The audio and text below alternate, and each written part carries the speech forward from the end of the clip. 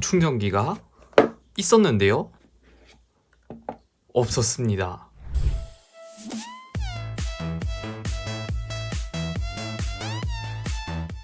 여러분 안녕하세요. IT테크 유튜버 디노입니다. 오늘은 티노의 메인 컨텐츠 2021년에 보는 아이폰 11 프로 솔직한 사용 리뷰 한번 해보려고 해요. 지금 와서 이걸 왜 하냐 할 수 있는데 5G 요금제가 부담스럽다 하시는 분들 또는 중고로 구매하시는 분들이 가장 크게 고민하는 아이폰 중에 하나더라고요. 11 프로는 12가 나오면서 139만원이던 게 SKT 기준으로 20만원 정도 인하된 117만원에 판매하고 있어요. 여기서 물량 떨이를 하고 있기 때문에 69 요금제 기준 무려 29만원대 아이폰 11 프로를 구매할 수 있더라고요.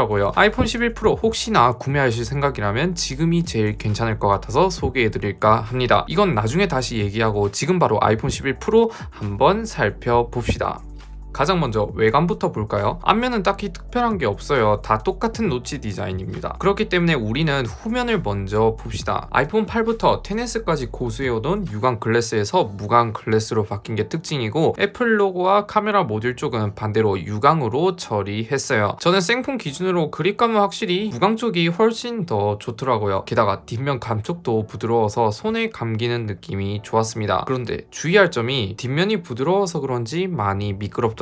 제가 써본 스마트폰 중에서 가장 미끄러운 폰 탑3 안에 들지 않나라는 생각이 듭니다. 심지어 이런 건 한번 미끌어서 깨버리면 바로 부모님에게 등짝 아니라 통장 잔고가 사라지는 마술을 보실 수 있어요. 카메라 모듈 쪽도 보면 한때 말이 많았던 트리플 카메라 렌즈인데 패러디가 정말 많았죠. 그런데 지나고 보니 다른 카메라를 보다가 그나마 선녀였다라는 생각이 드네요. 그리고 애플이 정말 변태라고 느낀 게 카메라 가장자리를 스테인리스 링으로 처리했는데 볼 때마다 이 포인트는 마음에 듭니다. 이제 옆면을 보면 반짝이는 유광 스테인리스로 되어 있는데 특수 코팅이 되어 있어서 스테인리스의 특징인 장기스나 흠집은 잘 보호되고 있어요. 확실히 스테인리스 플러스 글라스 조합이 고급스럽고 이쁘게 보이는 무언가가 있는 것 같아요. 색상도 보면 11 프로 시그니처 색상이었던 미그나이트 그린, 일명 미그인데 저는 이걸 볼 때마다 군필자라면 육군 PTSD를 유발하는 색이 아닌가라는 생각이 드는데 이건 여담이고요.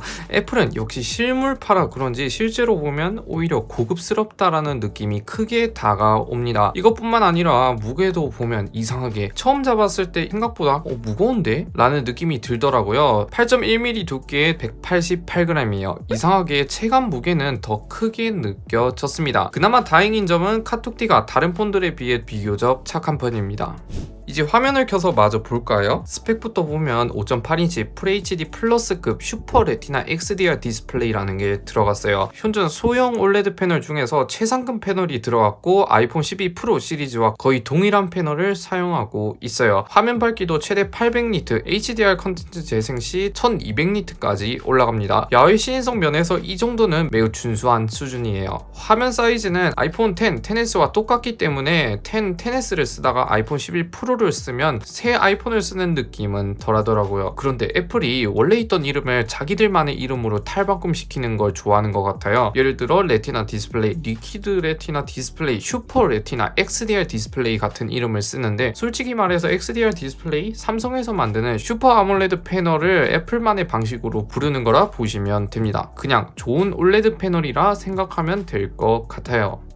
카메라도 한번 봅시다. 트리플 카메라 렌즈가 들어갔는데 f1.8값의 메인 렌즈, f2.0값의 망원 렌즈, f2.4값의 초광각 트리플 12메가픽셀 시스템으로 되어 있습니다. 글로벌 스탠더드 카메라 조합이라 볼 수 있는데 특이한 점은 다른 안드로이드 폰들과 달리 모든 렌즈가 12메가픽셀로 되어 있습니다. 이건 사진 샘플을 보면서 말씀드리고 우선 카메라 앱을 켜서 살펴볼 때 카메라 뷰파인더가 가장 눈에 띄는데요. 카메라를 보면 카메라 보정 덕분에 프레임 바깥 정보들 도 실시간으로 볼 수 있는데 이게 별거 아니라 생각하실 수 있지만 사진을 찍을 때 더 몰입감을 주고 신선한 재미를 주더라고요. 이것뿐만 아니라 갤럭시를 사용하고 있는 저로서 아이폰의 가장 마음에 드는 부분 중에 하나가 배율 전환 인터페이스가 굉장히 부드럽다는 거예요. 마치 디지털 줌인가 착각이 될 정도로 거의 끊기지 않고 매우 부드러워요. 갤럭시 같은 경우 배율 전환을 할 때 보면 계속 뚝뚝 끊기는 모션이 보이는데 이런 사소한 디테일이 정말 마음에 들었습니다. 많습니다. 사진 샘플도 간단하게 보면 망원, 광각의 경우 사진 디테일이나 품질 등이 둘 다 구분이 어려울 정도로 동일하게 나옵니다. 통일감 있게 나온다는 거죠. 그런데 스마트 HDR이라든지 이미지 후처리 능력이 발달해서 그런지 기존에는 사실적이게 나온다 해서 11 시리즈는 여기에 풍부한 색감이 더해졌다 생각하시면 될 것 같아요. 그런데 하늘 사진 같은 거, 자연 사진을 찍을 때 약간 과도하게 선명하다 그런 느낌이 있더라고요. 초광각은 뭐 그냥 평범한 혹은 평균적인 수준을 보여줍니다. 살짝 뭉개지는 흔히 노이즈 현상도 살짝 있긴 합니다. 그래도 가장자리 왜곡 보정 기술 덕분에 사진에 이질감 없이 보여줘요. 야간 사진도 볼까요? 스마트폰 카메라 역사에서 크게 발전 전과 후를 나눠보자 하면 저는 야간 모드의 유무라 생각하는데요. 그만큼 야간 모드의 만족감이 정말로 컸습니다. 야간 모드는 빛이 줄어들면 인터페이스에서 자동으로 야간 모드를 켜주는데 빛 조명에 따라 몇 초가 걸리는지 시각적으로 보여줍니다. 보통 2에서 3초 정도 걸리는데 사진 품질은 여전히 최고 수준을 보여줄 정도로 디테일이라든지 선명도, 빛 번짐 등등 거의 모든 면에서 균형 잡혀있는 품질을 보여줬어요. 2, 3초 기다리는 게 전혀 아깝지가 않더라고요. 사진 흔들림도 거의 없기 때문에 수전증이 있으셔도 웬만하면 다 잘 나옵니다. 그런데 아쉽게도 초광각에는 야간 모드가 없어요. 기본 렌즈와 초광각 렌즈 둘이 비교해보면 다소 실망스러운 느낌이 들 정도로 야간에서는 거의 못 쓰겠더라고요. 그래서 저는 야간에서는 초광각을 잘 안 씁니다. 인물 사진도 마음에 드는 점이 카메라가 3개라 그런지 배우를 2배, 1배로 조절해서 인물 사진을 촬영할 수 있어요. 그래서 가까이 있는 물체는 1배 줌으로 촬영하는데 이 부분이 많이 유용했어요.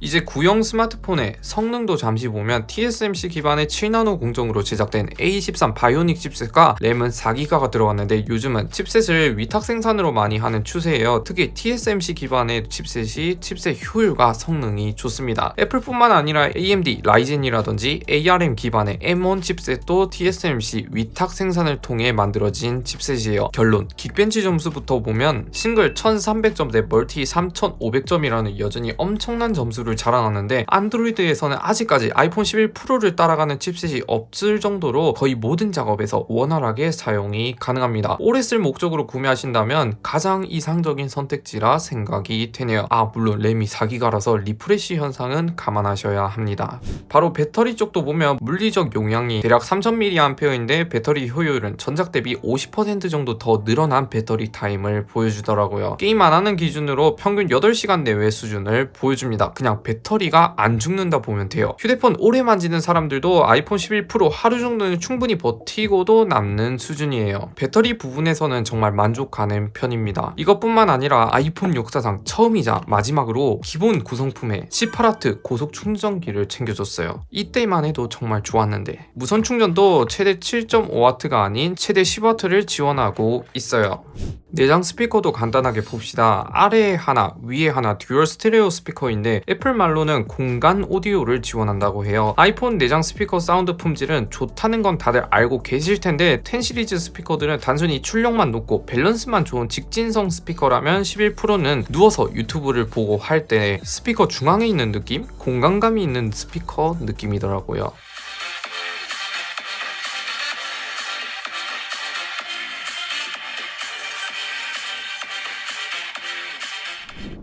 네, 이렇게 2021년에 보는 아이폰 11 프로 한번 살펴봤는데 1년이 지난 아이폰이라도 여전히 현역급 수준을 보여주고 있어요. 지금 써도 딱히 큰 단점을 못 느낄 정도로 지금 사용한다 하시면 최선의 선택 중에 하나가 될 것 같습니다. 특히 기존에는 플러스나 맥스 모델을 쓰지 않으면 배터리가 상당히 빨리 광탈되는 문제도 11 시리즈로 넘어오면서 배터리 타임이 굉장히 개선이 되었는데 스마트폰을 오래 쓰시는 분들에게는 특히나 만족감이 클 것 같습니다. 가격도 보면 출고가가 지금 현재 20만원 정도 인하된 117만원에 팔고 있는데 아이폰 11 프로는 12 시리즈가 나온 뒤로 조용히 단종이 되었어요. 그런데 재고가 좀 남아서 그런지 SKT에서 30만원대 특판으로 팔고 있더라고요. 실제로 성지 공동 구매 카페에 가면 SKT는 번호 이동 기준으로 6개월간 69요금제 사용 시 30만원대에 구매할 수 있더라고요. 추가로 아이폰 11 프로는 5G가 아닌 LTE라서 보통 5G 할인을 받으려면 6개월 8호 요금제나 요금제나 89 요금제를 써야 해서 부담스럽다 느끼시는 분들도 있는데 11%는 LTE이기 때문에 요금제 부담이 5G보다 덜해서 합리적인 소비 혹은 통신비 부담을 조금이라도 낮추고 싶으신 분들에게는 딱 괜찮을 것 같습니다. 혹시 지금 아이폰 11 프로 구매 고려하시는 분들이라면 제가 영상 설명란에 링크를 남겨드릴 건데 링크를 통해 확인해 보시면 될 것 같습니다. 가격표도 요금제에 따라 투명하게 표시를 해놨기 때문에 정말 보기 쉽게 되어 있더라고요. 가격도 동네 대리점보다는 훨씬 더 싸게 책정되어 있어서 온라인에서 구매하는 게 오프라인보다 훨씬 더 이득을 볼 수 있을 거예요. 아무튼 오늘도 영상 시청해 주셔서 감사드리고요. 영상 마음에 드셨다면 구독, 좋아요 한 번씩 눌러주시면 매우 감사드립니다. 안녕히 계세요.